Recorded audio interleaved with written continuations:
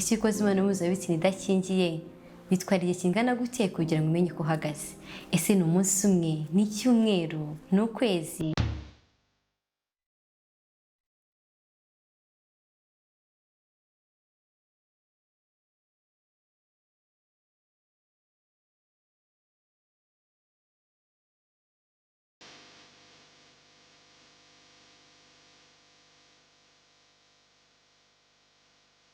Muraho neza. Akenshi abantu bakunze kwibaza bati ese ukoze imibonano mpuzabitsina idakingiye bitwara igihe kingana gute kugira ngo umenye uko uhagaze? Ese ni umunsi umwe, ni icyumweru, ni ukwezi? Twegereye inzobere Devota Wihogora umaze imyaka irenga 20 apima ndetse atanga ubujyanama kuri virusi itera sida. Tumaze iki kibazo ndetse n'ibindi bibazo mwibaza benshi kuri virusi itera sida. Tutabatindiye, virusi itera sida ni iki?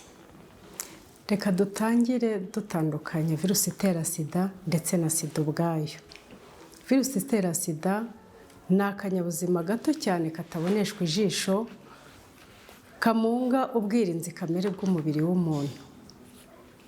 Naho sida ubwayo ni uruhurirane rw'ibimenyetso by'indwara zifata umubiri bitewe n'uko ubwirinzi kamere bwawo bwagabanutse. None se iyi virusi yandura ite?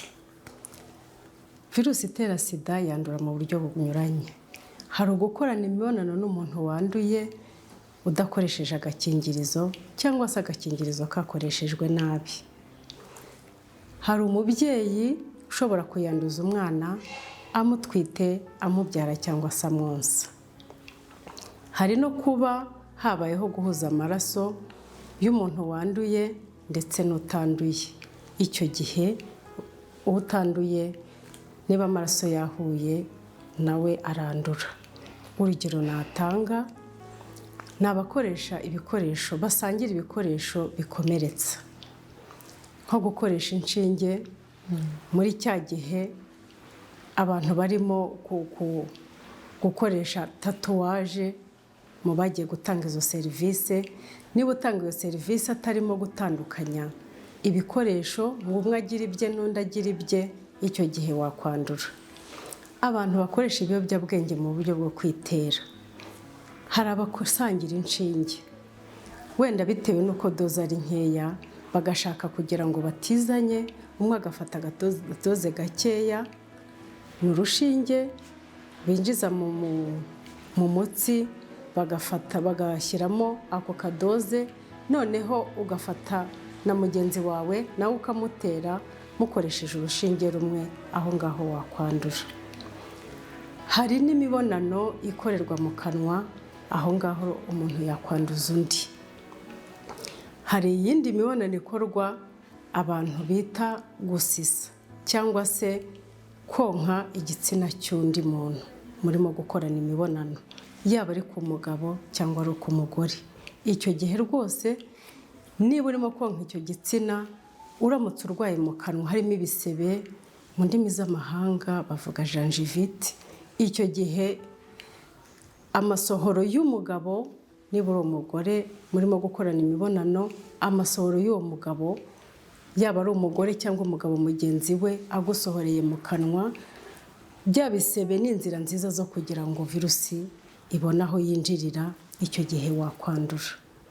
Yaba ari n'umugabo n'umugore ukorana imibonano na mugenzi we, cyangwa se n'umugore n'umugabo barimo gukora iyo mibonano mu buryo bwo gusisa cyangwa se konka igitsina cya mugenzi we, aho rwose naho uramutse urwaye ibisebe ni inzira nziza yo kugira ngo ube wakwandura. Ubwo umuntu wanduye virusi itera sida agaragaza ibi bimenyetso? Ibimenyetso bya virusi itera sida ku ikubitiro biba bimeze nk'ibyo umuntu urwaye malariya. Harimo gucika umubiri, gucika intege, harimo kurwara umutwe udakira, harimo kugira umuriro, harimo kumva ufite intege nkeya, ukumva ntabwo bimeze neza mu mubiri, harimo nuko ugira ka gripe, uducurane nk'umuntu urwaye ka gripe ariko koroheje. Hanyuma uko iminsi igenda utagiye kwipimisha kugira ngo batahure iyo ndwara, ugatangira noneho n'ibiro kugabanuka.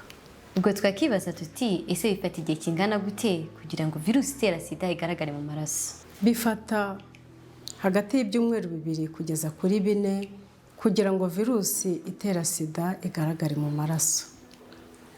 Iyo basanze nta bwandu bwa virusi itera sida iri mu maraso yawe, biba byiza kugaruka nyuma y'amezi 3 kugira ngo barebe niba n'icyo gihe nta bwandu bwa virusi itera sida bugaragaramo.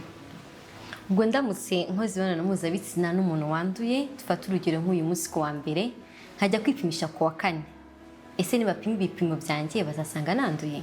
Nk'uko twabivuze haruguru, twavuze nibura mu byumweru 2 kugeza kuri 4. Icyo gihe rero ntabwo ubwandu bwagaragara buramutse burimo. None se dukurikije ibyo tubwiye, nubwo ibipimo byaba byerekanye yuko njyewe ntanduye, ese njye nshobora kwanduza iyo virusi itera sida? Uragira uti nubwo byagaragaye ko ntanduye nshobora kwanduza? Ndavuga ngo cyane. Ushobora kwanduza kubera yuko nubwo virusi itera sida itarimo kugaragara mu maraso, ariko yagezemo kandi irimo kwiyongera cyane, icyo gihe ushobora kwanduza. Ese mu gihe nkoze imibonano mpuzabitsina n'umuntu wanduye, ni ikihe kintu nakora ku ikubitiro kugira ngo ngabanye ibyago byo kwandura? Ukimara gukeka ko hari aho wahuriye n'ubwandu bwa virusi itera sida, tukugira inama yo guhita ujya kwa muganga, kubera yuko hari ubufasha butangwa. Ni imiti baguha yitwa PEP, Post Exposure Prophylaxis. Urayifata mu gihe cy'iminsi 28, ukagaruka kwa muganga bakagupima. Akenshi byagaragaye yuko umuntu wayifashe neza uko bikwiriye, basanga nta bwandu bwa virusi itera sida afite. Ese birashoboka yuko abantu babiri bakundana, umwe ashobora kuba yanduye undi ntiyandure? Birashoboka cyane ko umuntu ashobora kuba akundana n'undi cyangwa se babana, umwe yakwandura undi ntiyandure, ariko icyo gihe bisaba ko abantu bafata ubujyanama kwa muganga uburyo bazajya bakoramo imibonano, cyangwa se bazajya bitwararika muri ubwo bujyanama buzabafasha kumwe yandura undi ntayandure. Devo rero tumye nibaza ikibazo nti ese nsanze naranduye simfata imiti byagenda biti? Tugitangira twatandukanyije virusi itera sida ndetse na sida ubwayo. Iyo umuntu acyandura tuvuga ko afite ubwandu bwa virusi itera sida. Iyo utivuje cyangwa se ugafata imiti nabi bakuvuje, urwara sida nk'uko twakabivuze. Ndetse warwaye sida ntukomeze gufata imiti cyangwa se ntutangire kujya kuyifata, haziramo n'urupfu. Urakoze cyane, twasobanukiwe ibintu byinshi wagiye dusobanurira, ariko umuntu noneho yakibaza ati ese ni gute nakirinda iyi virusi itera sida? Urabaza uti ni gute twakwirinda virusi itera sida?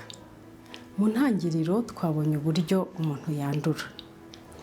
Niba ari ugukora imibonano mpuzabitsina n'umuntu wanduye, cyangwa se n'undi uwo ari we wese, kubera yuko ntabwo warebye umuntu ngo umenye ko yanduye, ni byiza gukora imibonano umuntu akoresheje ubwirinzi n'agakingirizo, kandi nabwo ukamenya uko gakoreshwa neza. Hanyuma niba ari umubyeyi utwite cyangwa se uteganya gutwita kandi yaranduye, no kugana kwa muganga bakamugira inama ndetse bakamuha n'ubufasha buzatuma abyara umwana utanduye. Uburyo bwo guhuza amaraso rero, turagira inama abantu ari abatanga serivisi, nk'uko twabonye ko gukoresha tatuwaje ushobora kwandura. Abatanga izo serivisi byaba byiza buri wese afite agakoresho ke. Hahandi umuntu ashobora gukoresha udukoresho gusangiza mu rugo. Murabizi hari abantu bakoresha inzembe, urwembe rumwe rugakoreshwa mu rugo rwose, amakupongre, ibintu nk'ibyo. Ni byiza ko buri wese akoresha agakoresho ke. Imibonano mpuzabitsina twavuze haruguru, ni byiza gukora imibonano iyo ari yo yose dukoresheje agakingirizo kugira ngo dushobore kwirinda. Yego, murakoze cyane. Twaganiye ibintu byiza byinshi cyane, ndatekereza abantu bamaze gusobanukirwa. Ubu none nakubwira ati mu gusoza ikiganiro cyacu cyangwa se tugana ku musozi w'ikiganiro cyacu, ni ihe nama wahereza urubyiruko ndetse n'abantu bakuru badukurikiye? Inama natanga, umuntu ufite ubwandu bwa virusi itera sida ntabwo wamupimisha ijisho, cyane ko tuvuga mbere twavuze ko ukiyandura nta kintu na kimwe kindi cyagaragaza yuko ufite ubwo bwandu kandi ko ushobora kwanduza. Ni byiza rero ko niba ukeka ko hari aho wahuriye n'ubwandu ujya kwipimisha hakiri kare kugira ngo umenye uko uhagaze. Mu Kuboza 2024 Minisitiri w'Ubuzima yatanze amakuru y'uko mu bushakashatsi buheruka gukorwa abantu 100 bapfa mu Rwanda ku munsi nibura 7 bicwa na sida. Biba biturutse yuko batigeze bipimisha cyangwa se baba bipimishije babimenye ntibagane kwa muganga ngo bahabwe imiti igabanya ubukana kubera gutinya kujya gutonda kwa muganga cyangwa se kugira ngo abantu bazamenye yuko yanduye akigumira mu rugo. Bwa bwandu twavuze bwa virusi itera sida akazisanga yarwaye indwara ya sida, ejo n'ejo bundi akaba arapfuye. Sida ntipimishwa ijisho, abantu bakangurirwa kwipimisha. Ikindi nanone inama natanga yindi ya kabiri, hari abantu bafite imyumvire yuko hari umuntu uzabasengera, hari aho bazajya mu bapfumu, hari abavuzi gakondo bashobora kumuvura ubwandu bwa virusi itera sida, akibwira yuko azakira.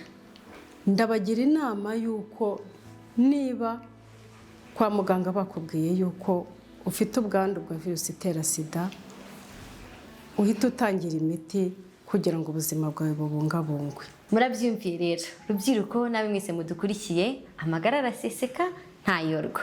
Twipimishe sida hakiri kare kugira ngo turengere ubuzima bwacu bw'ejo hazaza. Wakoze cyane Devota kuba natwe muri iki kiganiro. Njye mwari kumwe, ndi Niyomugabo Jeannette. Murakoze cyane.